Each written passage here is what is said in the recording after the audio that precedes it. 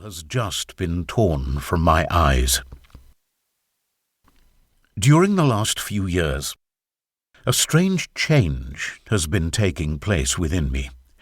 All the events of life which formerly had to me the glow of a beautiful sunset are now fading away. The true meaning of things has appeared to me in its brutal reality, and the true reason for love has bred in me disgust even for this poetic sentiment. We are the eternal toys of foolish and charming illusions, which are always being renewed. On growing older, I had become partly reconciled to the awful mystery of life, to the uselessness of effort, when the emptiness of everything appeared to me in a new light, this evening, after dinner. Formerly I was happy.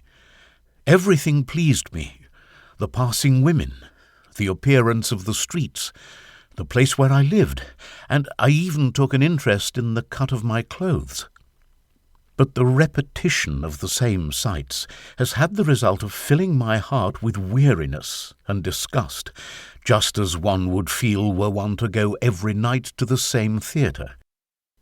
For the last 30 years I have been rising at the same hour, and at the same restaurant for 30 years I have been eating at the same hours the same dishes brought to me by different waiters. I have tried travel. The loneliness which one feels in strange places terrified me. I felt so alone, so small on the earth, that I quickly started on my homeward journey.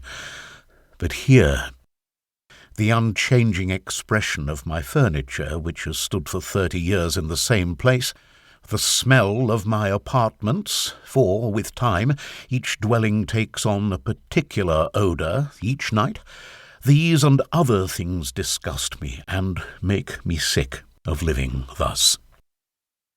Everything repeats itself endlessly. The way in which I put my key in the lock, the place where I always find my matches, the first object which meets my eye when I enter the room, make me feel like jumping out of the window and putting an end to those monotonous events from which we can never escape. Each day when I shave, I feel an inordinate desire to cut my throat, and my face, which I see in the little mirror, always the same, with soap on my cheeks, has several times made me weak from sadness. Now I even hate to be with people whom I used to meet with pleasure. I know them so well I can tell just what they are going to say and what I am going to answer. Each brain is like a circus where the same horse keeps circling around eternally. We must circle round always around the same ideas, the same joys, the same pleasures, the same habits, the same beliefs, the same sensations of disgust. The fog was terrible this evening. It enfolded the boulevard where the street lights were dimmed and looked like smoking candles. A heavier weight than usual oppressed me. Perhaps my digestion was bad. For good digestion is everything in life. It gives the inspiration to the artist, amorous desires to young people, clear ideas to thinkers, the joy of life to everybody, and it also allows one to eat heartily, which is one of the greatest pleasures. A sick stomach induces skepticism, unbelief, nightmares, and the desire for death. I have often noticed this fact. Perhaps I would not kill myself if my digestion had been good this evening.